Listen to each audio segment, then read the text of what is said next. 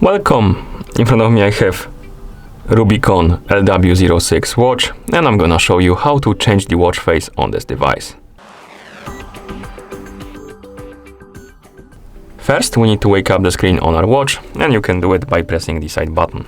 Once you wake up the screen, you can press and hold on the current watch face, the home screen, to open the watch face menu. And here you can scroll left and right by swiping on the screen to scroll through the list of watch faces. Now find the watch face you like to use and tap on it to apply it, like this. If your watch is paired with a phone via the OnWear application, you can also change the watch faces through the phone app. So I'm gonna bring my phone right here, zoom out a little, like this, and open the OnWear application on the phone that is paired with our watch. In the app, we can tap on the device icon right here, and then tap on dial gallery right here.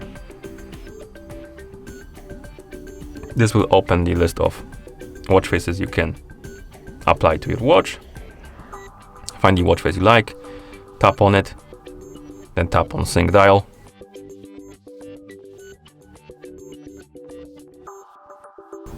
And after a couple of seconds, the watch face should be applied. You can check the list of watch faces applied on your watch by tapping on my dial, and here you have the watch face, like this.